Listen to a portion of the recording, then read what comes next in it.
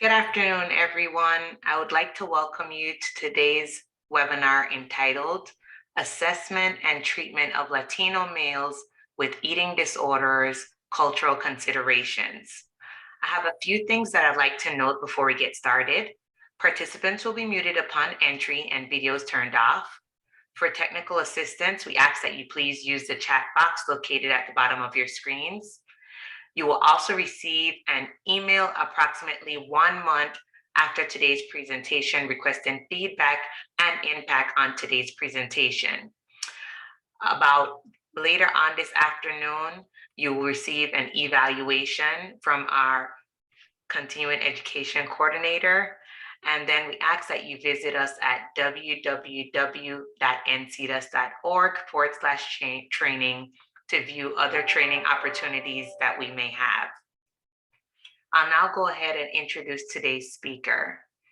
Today's speaker is Dr. Maylin Reyes Rodriguez, a clinical associate professor at the Psychiatry Department of the University of North Carolina at Chapel Hill. She is a fellow of the Academy for Eating Disorders, AED, and expert of content for the National Center of Excellence for Eating Disorders, NCED. Dr. Reyes Rodriguez is the editor-in-chief of the Puerto Rican Journal of Psychology. As a researcher and clinical psychologist, she's devoted her clinical research career to adapt eating disorder treatments for the Latinx population in Puerto Rico during her early career and later with Latinxes in the mainland, particularly in Central North Carolina. She has published numerous papers and book chapters on cultural adaptation.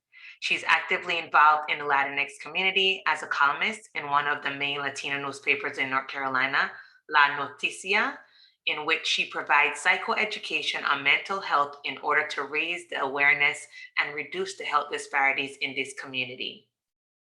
We will have a time for question and answers immediately after the presentation is finished. Any unanswered questions will be sent via email approximately 1 week from today. I'll now turn things over to Dr. Maylin Reyes Rodriguez.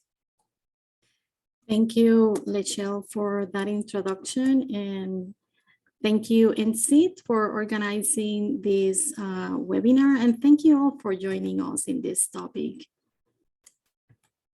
So today I wanted to talk about eating disorders in Latino males.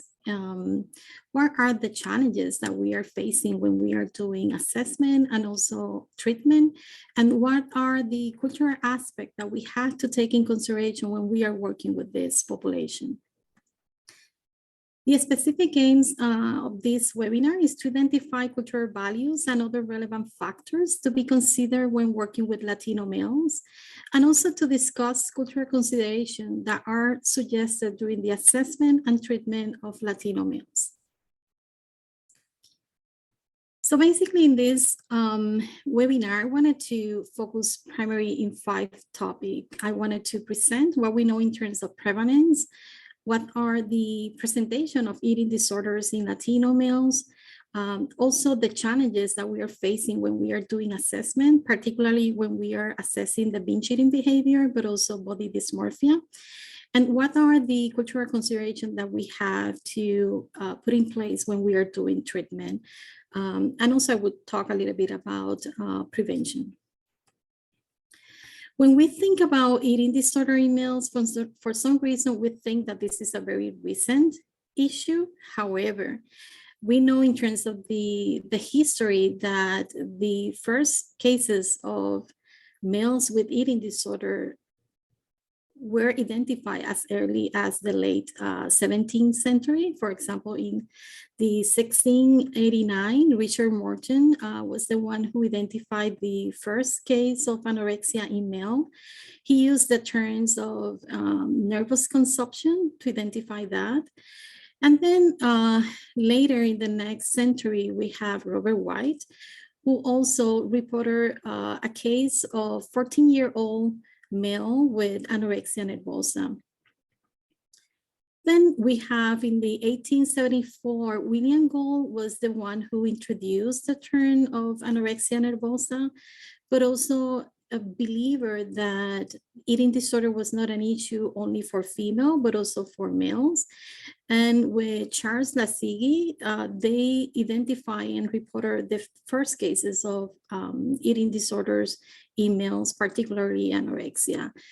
So as you can see, the eating disorder in males has been identified very, very early in the history.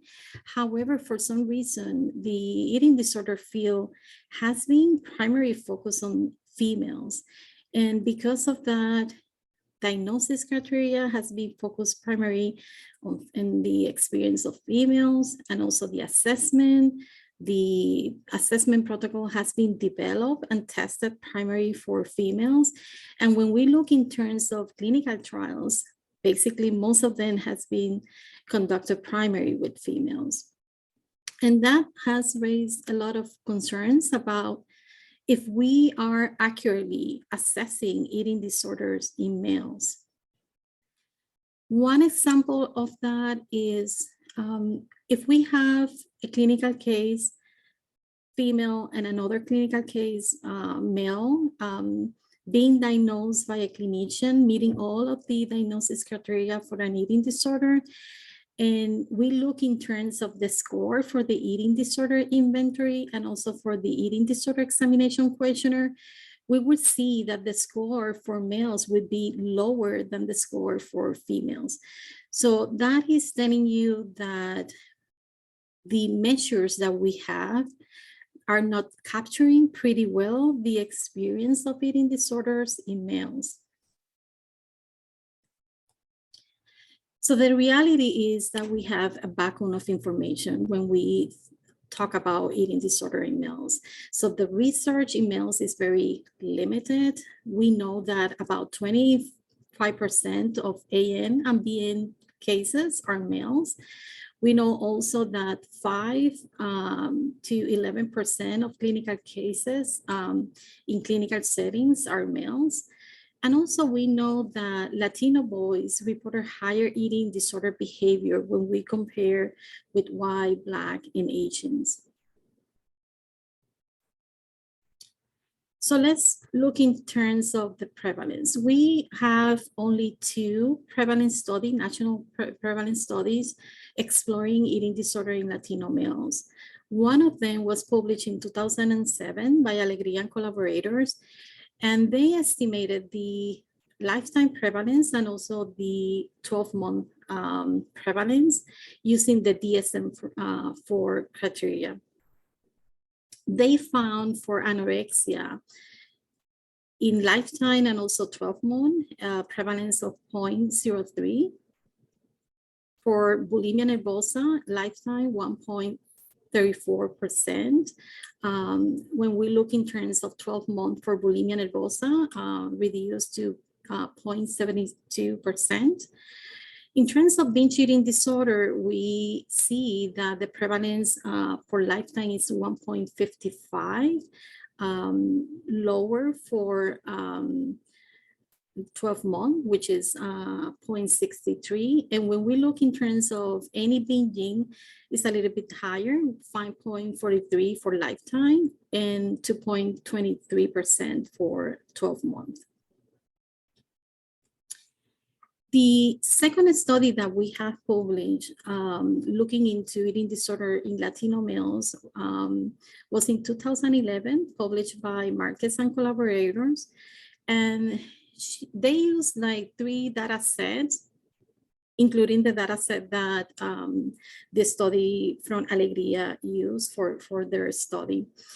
And also they estimated the lifetime prevalence and 12 months using the DSM-4. The lifetime prevalence and also the 12-month for anorexia, basically the same, the same prevalence that Alegría study found. For BN, lifetime 1.73%, for 12 months 1.08, a little bit higher, but around the same. For binge eating disorder, 1.54 for lifetime, and 12 months 0.58%. So I think that these two studies are showing that yes, eating disorders is happening in Latino males, and we need to pay attention to that. Other thing that is interesting from the study of Marcus, in addition to looking to the prevalence, they also explore lifetime service utilization. And I have to clarify that it's not necessarily service utilization for eating disorder, was more about service utilization for mental health. And what is interesting in this chart is that you can see that for bulimia, for binge eating, and any binge, there is some kind of gap in terms of service utilization when we are looking for Latino males, which is the orange bar, compared to non-Latino white, compared to African American, and also with Asian American. So I think that with this information, what we are seeing that usually Latino males tend to not necessarily seeking for professional help, even when they are struggling with some kind of health issue or mental health issues. In this study, I wanted to share this information with you because this was the eye-opening for me.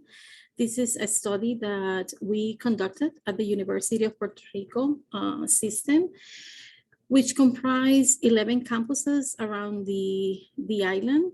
And in this study, we conducted the research with freshman students across the island, 11 campuses out of 9 out of 11 campuses. And the sample of 722 male college students, we found a prevalence of 4.43%, with the frequency and severity for bulimia nervosa using the DSM-4. We use the EAT26 and the bullet arm to collect the eating disorder behavior. And something that was very interesting in this specific study, this was part of a larger study. We included females. And when we compare the females eating disorder versus the male eating disorder, males were reporting more eating disorder, more severe, and also more frequency of purging behavior, which was very, very interesting. And in some way, we were not expecting that result. So I think that was the first time. The study was conducted between 2004 and 2006. So it was an eye-opening for me that this is something that is happening in Latino males and we are not aware about that. Also here, I wanted to present other behavior, as I mentioned, that they were reporting a lot of eating disorder behavior, like dieting at the time of the study, binging behavior, having more than one per week, almost 35% laxative misuse, and also purging behavior.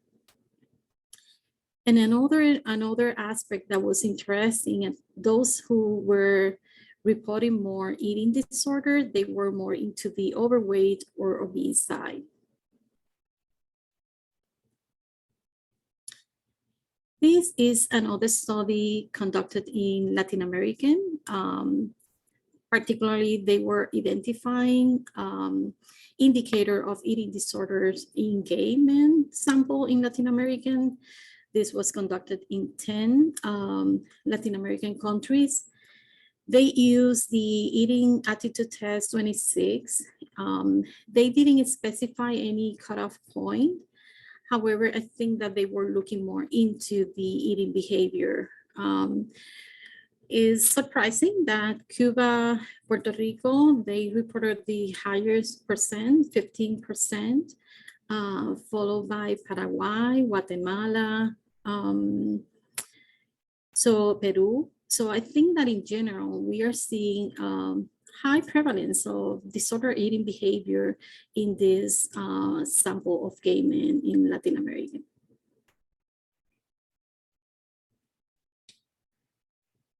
So what is the pressure that males are receiving in terms of body image. So we have the mainstream society definition about masculine, and usually is like a lean body, very muscular, which is very different from females that we are looking into the thin side. We know that the media pressure has increased, triggering a lot of shame and depression in those men who can achieve those expectations. And also, we have the metrosexuality. Maybe that was in the late 90s.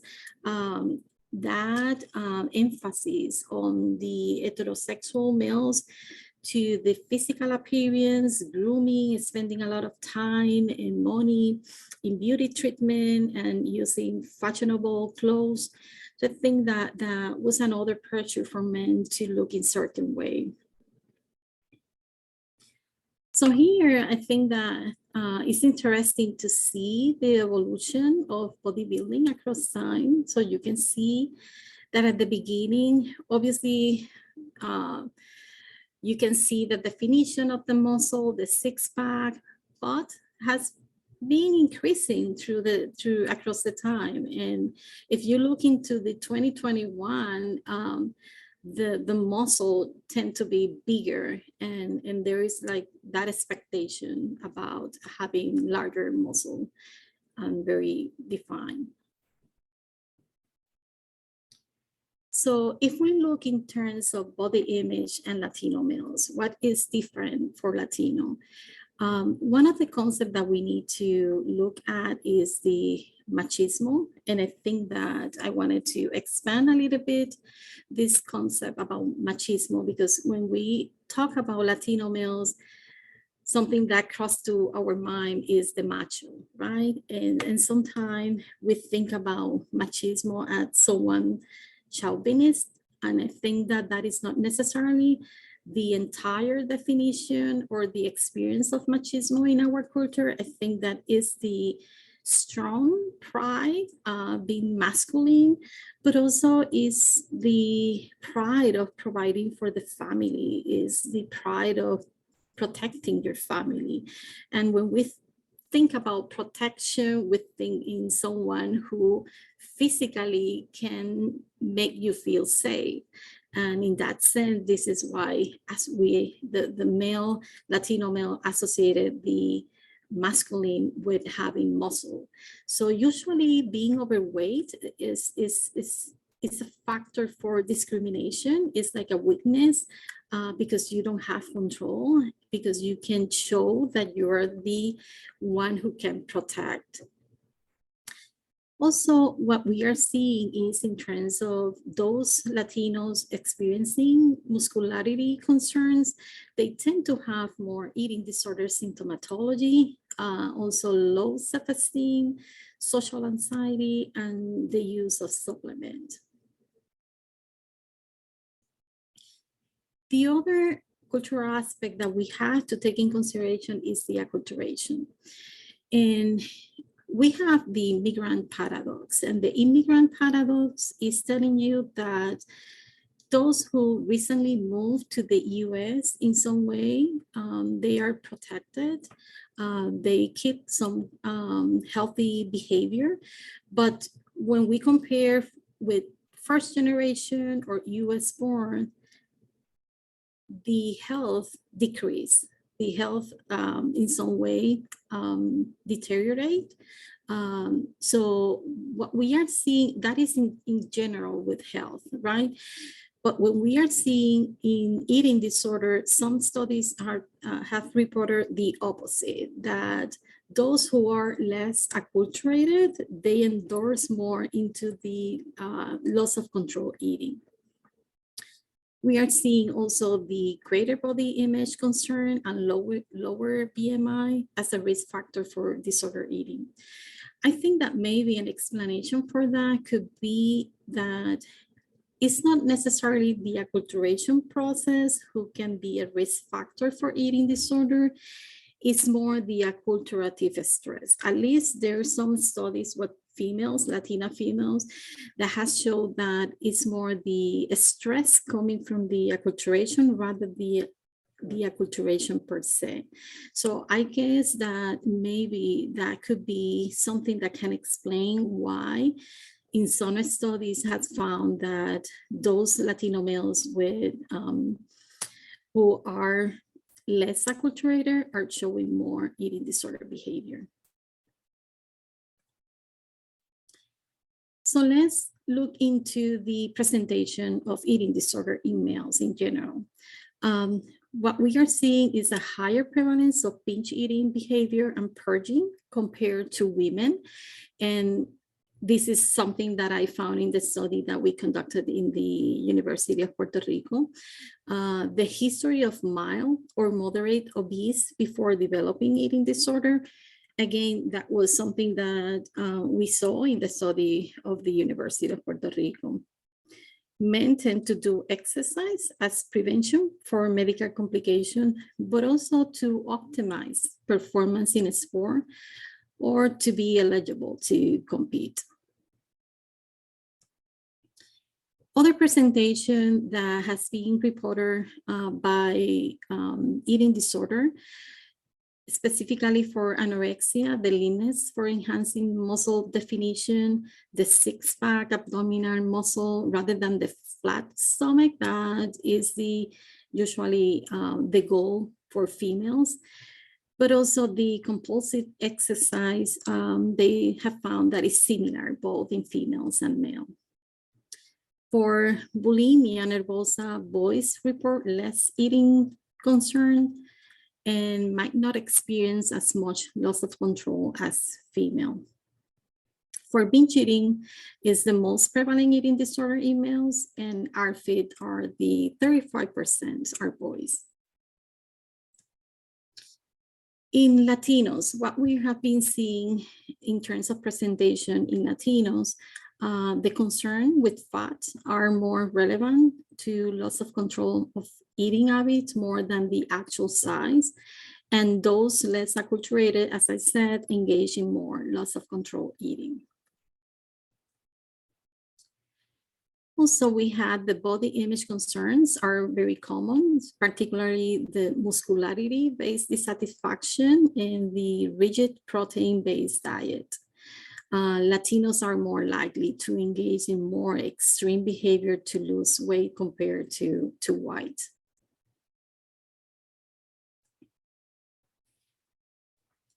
As I presented at the beginning, the prevalence of disorder eating behavior among Latino gays is about 10%. That was based on this study that I presented with the 10 Latin American countries. And the body satisfaction and the adherence to the mainstream masculinity are associated with the disorder eating behavior in Latino gays. So those who feels that they are not in adhering to that kind of expectation are more in risk to develop the eating disorder behavior.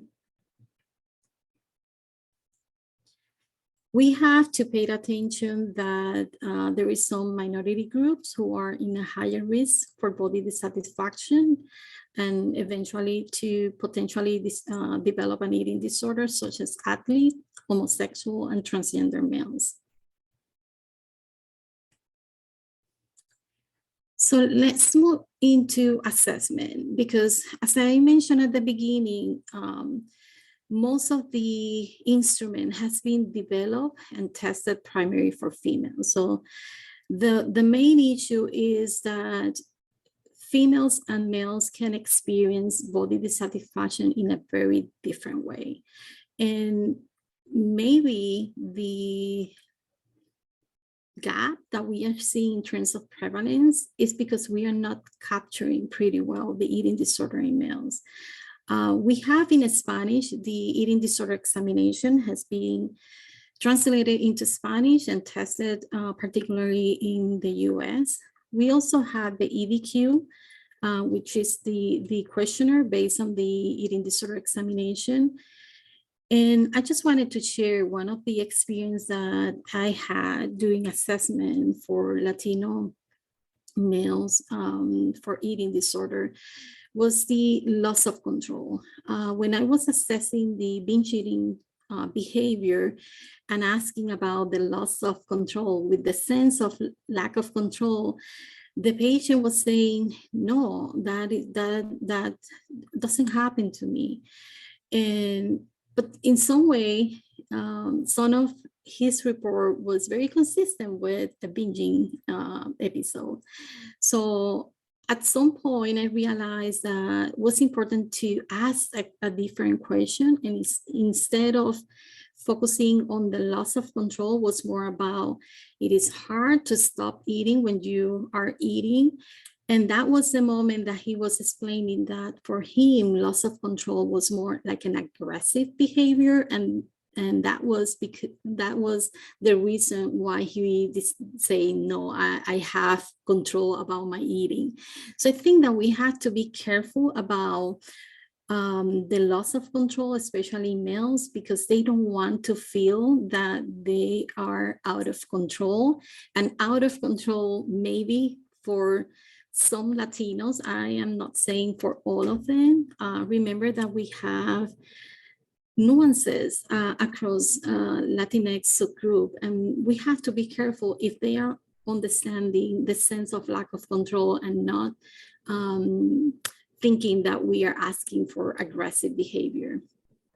The other test that we have in Spanish, and I think that this test, muscularity oriented eating test, in some way is trying to capture better the body dissatisfaction.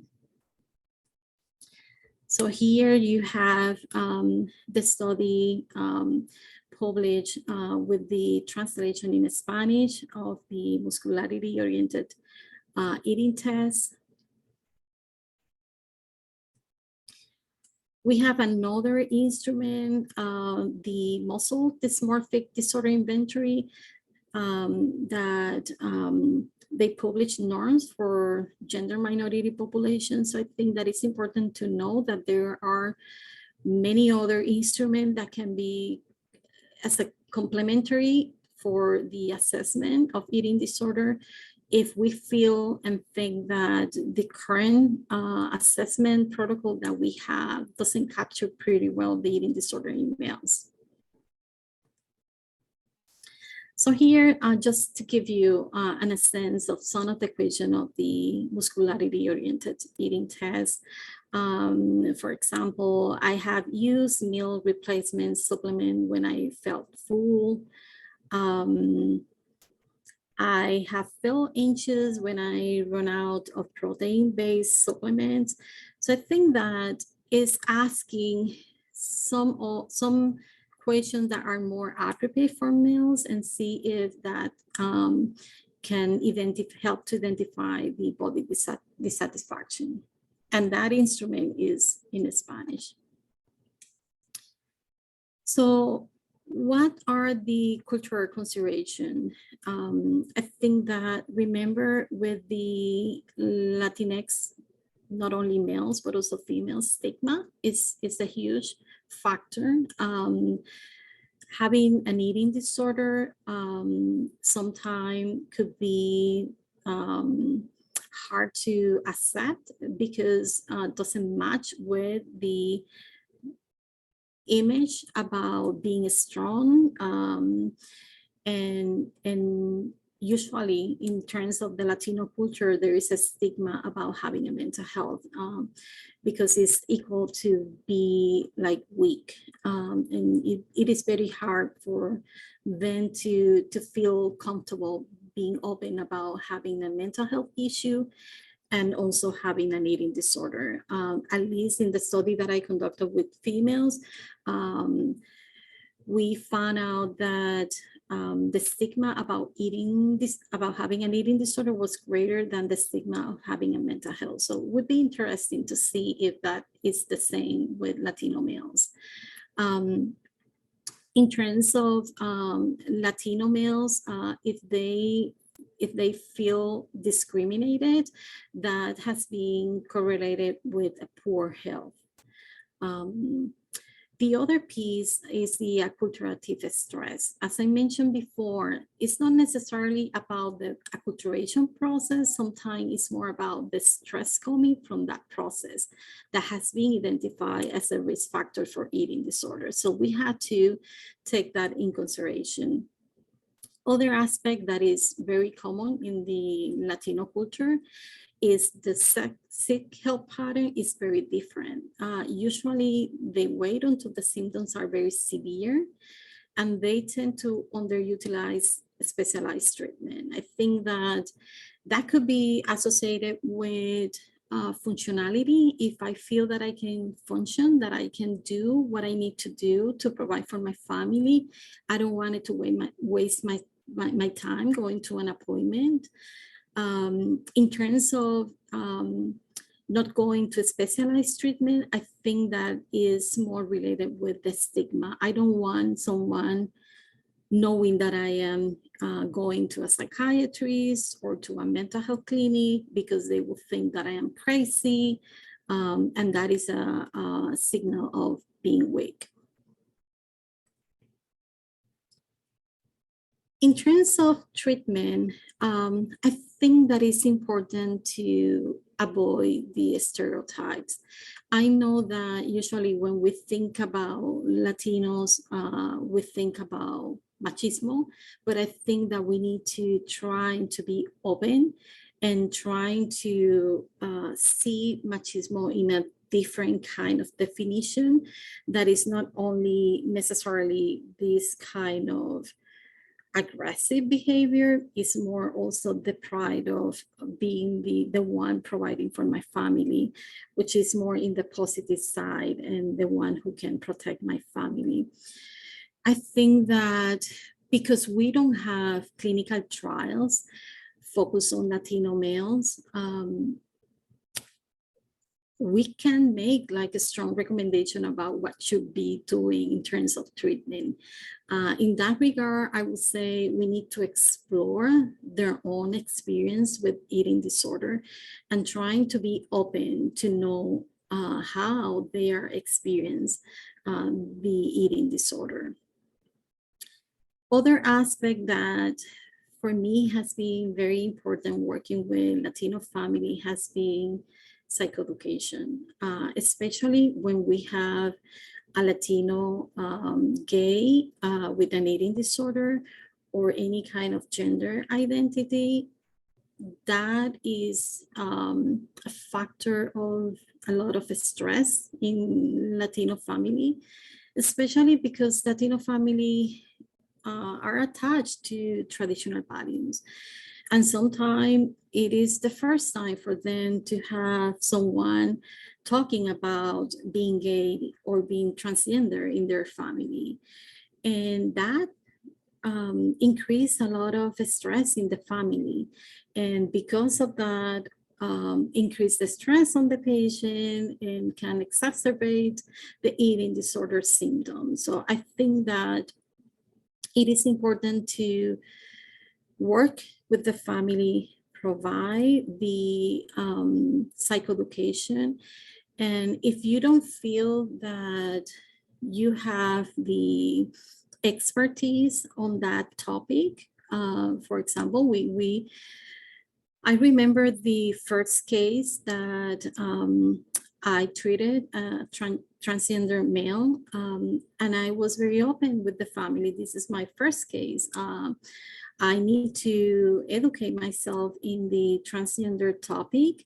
I work with the gender clinic at UNC, trying to collaborate with the other clinic and trying to understand the process in order for me to educate the family and provide the support that they need to navigate through that process. I think that that has been key to reduce the stress in the family and eventually decreasing the stress on the patient and helping with the eating disorder piece.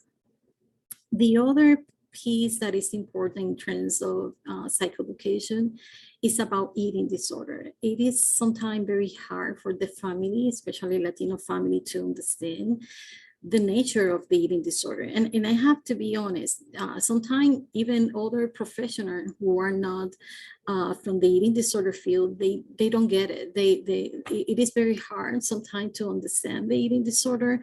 So you can imagine having someone with no kind of background or training trying to figure out or making sense about eating disorder in a family member. So I think that it is important to take time with the family, educating them about this is an eating disorder. And those behavior that you are seeing in your son is because of the eating disorder, and trying to help and navigate them through that process. Before moving to the prevention, I wanted to maybe discuss some of the challenges that I have encountered working with Latinos, males with eating disorder. And I wanted to talk about maybe 3 specific cases that I think represent some of the challenges. One of them was an adolescent Latino with anorexia nervosa. He was trying to get that body image, muscular body, and reduce the eating, restrict his eating pattern, and in that sense got out of control. He was experiencing a lot of anxiety. And at some moment during the treatment, he was very reluctant to do some kind of treatment for the eating disorder. He was more into the anxiety. Anxiety was affecting his social interaction. And when we try to have the family more involved into the weight restoration and trying to be in charge of his eating pattern, was very hard for the family to do that. And something that I have been seeing, especially with adolescent males, is the use of the language as a power. They feel that they have more power because they are bilingual, and parents sometimes depend on them to know exactly what is going on in their medical appointments. And family, sometimes they feel less empowered to enforce the recommendation. That is very different from my experience working with Latinos in, for example, in Puerto Rico, where you can see family very empowered in doing whatever they have to do in order to enforce the recommendation. However, here in the mainland, what I am seeing, families feeling less powerless or powerless because they don't have the domain of the language, because they don't know exactly what is going on. They are depending on what the patient is telling them. Sometimes they feel left out in the treatment because the provider doesn't speak Spanish. And in that sense, I think that we need to work with the family in the sense that they feel that we are including them and giving them a little bit of more power to work with the recommendation. With this specific Latino, I remember that it was very hard for the family to enforce the recommendation. He was losing weight. We, because of the health insurance, we just have one option, and that option had like a wait list. So for me, was the moment to identify what we can do. And I decided to go with what is more relevant for you now. I am here trying to work with the eating disorder. However, I feel that you don't want to talk and to address the eating disorder. And for him, what was more relevant was the anxiety. So I decided to use a different kind of approach and to focus more on the anxiety. And that was the moment that he felt that I was connecting with him, that I was listening to him, but also was the way to show him that following through the recommendation, in this case for the anxiety, was helping him. So I gained his trust, and he was able, after working with the anxiety piece, to be more willing to work with the eating disorder piece, because he felt that I was giving him recommendations that were working for him. So I think that sometime, and that is something that I have been seeing in Latino males, that they wanted to work with things that make sense for them, not necessarily that makes sense for us as a therapist. The other case that I have treated here has been Latino gay. And I remember having all of the stress from the family when they discovered that their son was gay.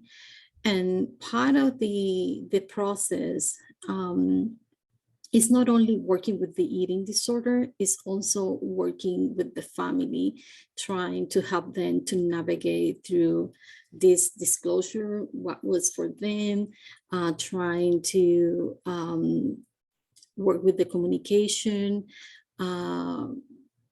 work with all of the conflict with the family, until having some kind of reduction of family conflict, and that helped for the eating disorder piece. So sometimes we have to, in some way, trying to make decision what are the pieces that we need to address in the treatment, and what would be the order of targeting those pieces. I think that the goal is to create the best environment possible, that can help the patient, that can support the patient during the treatment for the eating disorder. So if some of this issue is creating a lot of noise, that it is very hard for the patient to work with the eating disorder piece, we have to identify what is making that noise, and how we can provide the extra support on that. The other case that was very interesting for me treating was a Latino male transgender.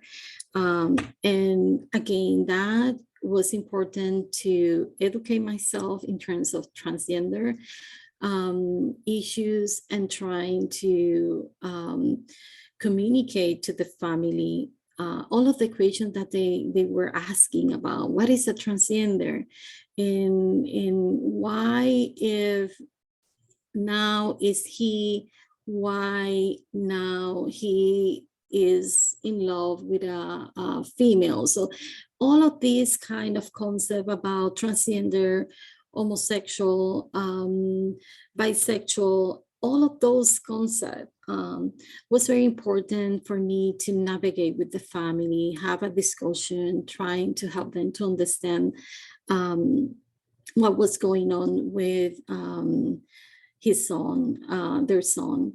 And that was very helpful to work with the eating disorder, having that piece done with the family, having family meetings, until the patient felt like my family is accepting me from who I am. And that was the moment that the patient started improving with the eating disorder. So I think that it is important to, as I said, to identify all of the pieces that are part of the treatment. And if you don't feel comfortable with, because of the language, because you don't have the expertise on the culture, you have to seek other professional, other kind of support that can help you to provide that extra support in order to help the patient. And finally, I wanted to talk a little bit about prevention, because also we don't have that much materials culturally sensitive for Latinos. We developed these fotonovelas, which is like a graphic soap opera that is very popular in the Latino culture. And we decided to do something different and see if having fotonovelas were more culturally sensitive. In this case, we developed 2 different scripts, one for adolescent male. In that script was primary English when the dialogue was between peers at school, but then Spanish when the dialogue was between adolescent and parents. Obviously, we use the sport as a catching illustration. They felt that was very catching for them, that telling a story was more appealing rather than having like a brochure, plenty of words without any kind of story. And the adult version, something that was very interesting in terms of the feedback was saying, I need to know that is causing any kind of medical complication. So in that story, we use a man struggling with diabetes and also with the eating disorder, having like some kind of binge eating behavior. But for adult males, they wanted to feel that this is something important. And this is why we changed a little bit the title of the fotonovela. Is like coping with the consequences of not eating healthy. And that title was because they told us that for Latino men, in order to seek help, to pay attention, is because this is causing something medical. And I think that this is what other people has found in other studies, that they need to feel that this could affect me medically in order to seek professional help. So I think that as a final remark, I think that the message that I wanted to send today is that eating disorder are prevalent in Latino males. The binge spectrum eating disorder are more common in Latino males. Muscularity concerns can contribute to eating disorder in Latino males. And also acculturation is not a clear moderator for eating disorder in Latino males. So we have to pay attention to the acculturative stress. That we have to be very careful with the assessment of body dissatisfaction and loss of control over eating in order to assess accurately the eating disorder in Latino males. So here you have other references. So I think that now we have time for question and having just a talk about the topic. Thank you so much, Dr. Reyes Rodriguez. I just wanted to give you a few reminders before we open up for question and answer. We will have this webinar available on our training center next Friday, and you will also receive a copy of today's slides this afternoon with your evaluation. I'll go ahead and open up for questions. So the first question asks, you are great, and this was a compliment and a question. You are great, and this is such wonderful information. What are some interventions for outpatient services not as extensively trained in eating disorder, but are treating trauma, PTSD, and acculturation? So I can talk about the outpatient treatment for eating disorders. As I said, we don't have any clinical trials focused on Latino males. I think that when that happened, what we need to do is to look into what we have available. And we have the cognitive behavioral therapy for binging and bulimia. FBT, family-based therapy, is for anorexia, especially with adolescents. I think that we had to follow what is already published as an evidence-based treatment for eating disorder. But I think that because we don't have clinical trials, particularly for Latino males, maybe we have one with conducted by Grillo for binge eating disorder, although I have to mention that were conducted with very acculturated Latinos, very educated. We have to follow the evidence-based treatment, but with an open mind. Open mind is, it could work, but I have to be flexible if I need to make some kind of adaptation. And it is the same with trauma. Trauma is something that we have been finding with eating disorder patient. I think that is looking into the evidence-based treatment that we already have published for trauma and anxiety, depression, but with an open mind. We can do a search if there's something that may be a clinical case with a Latino male that can help us to and guide us through the possible modification that we have to do. But because of the lack of evidence-based data, I can make like a strong recommendation about you have to do X, Y, and Z because we don't have that data. I think that this is an area that we need to continue exploring and doing research. I don't know if that answered that question. Thank you so much. I think it did. There's another part to that question. It says, are there specific cultural eating disorder assessments that can help treatment planning? No, I would say that I would recommend use the APA guidelines for culture assessment. We don't have any specific guidelines for eating disorder. I think that is giving me ideas about what we need to maybe doing as in the eating disorder field, because I think that we don't have any specific guidance for culture sensitive. But I know that the APA, they have guidelines. Thank you once again for that response, Dr. Reyes Rodriguez. The next question reads, is there any research concerning alcohol intake in Latino males and the effect on eating behaviors?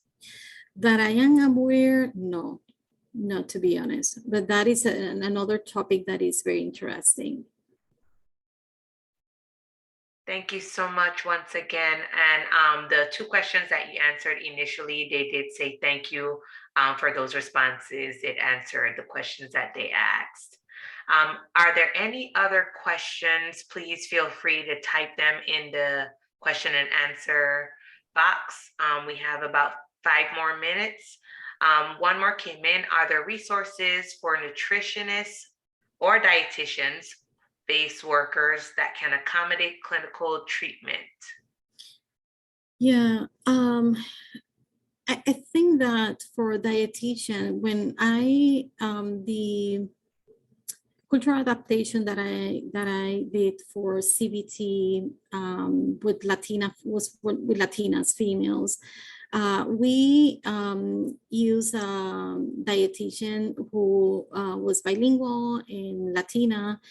And we published a paper about the role of the food in eating disorder. I think that although in that small clinical trial, we didn't include male I think that those recommendations can be very applicable for males. I think that we have to think about what are the eating pattern in the family. Sometimes some family, for example, in Mexico, they have a different kind of schedule for eating that we have to be sensitive when we are exploring with the family their eating pattern. Sometimes, we in the US, we have like a certain time, noon is the time for lunch, and there is a specific food that we tend to eat for lunch, which is very different in the European model and Mexican. They tend to use more the European model. So I think be very open to hear what is the eating pattern of the family and trying to adjust the recommendation based on that. We don't want the family to change everything, because sometimes when we recommend that, they don't follow through that recommendation because it's not their natural eating pattern. So I think that instead of trying to shift and change everything, it's more to work with their pattern and how we can enhance that pattern. Some other intervention that I remember the dietitian making was making a list about the food that they usually do based on their cultural background, and trying also to accommodate for that. Thank you once again, Dr. Reyes Rodriguez. And the last question received reads, are the photo novella materials available for download or purchase? If are not available online, I think that at some point we had it available at some moment. For some reason, they took out of from the website. So I think that if the person is interested, can send me a message, and we can try to figure out how to send the fotonovela. Yeah, so unfortunately we don't have it like in for sale or in reproduction, but I think that can send me an email, and I can try to send the file. No problem. Well, be sure to pass your email address on to that person. We had one more question. Are there other influencers or speakers that can be provided as resources for clients to follow on social media, such as informal role models that you would recommend? That is a tough one. On top of my head, I can think about someone, but I can try to do a search, and Lachelle can send me the information, and I can try to identify who else. In the social media, I am not that active in social media, but for sure we can try to identify is there someone that would be a good role model. Thank you so much, Dr. Reyes Rodriguez. We truly appreciate everyone joining today. I'll send you the comments that we received and all of the warm wishes to you for providing this information today. As I mentioned before, you will receive a copy of the slides from today's presentation, and this recording will be available on our training center next Friday. Do you have any ending remarks for the attendees today, Dr. Reyes Rodriguez, before we adjourn? I think that just appreciated that you joined the webinar. I think that this is a very interesting topic that we don't have that much information, that we need to do more research. I think that I hope that with this webinar, we are raising the awareness that help the providers to look into eating disorder in Latino males, because sometimes because of the clinician bias, we can overlook and those behavior and continue with the stigma about eating disorder and Latino culture. So thank you for joining. Thank you all so much. And thank you once again, Dr. Reyes Rodriguez, for your time today. We appreciate you all joining in. I hope you enjoy the rest of your day. Thank you.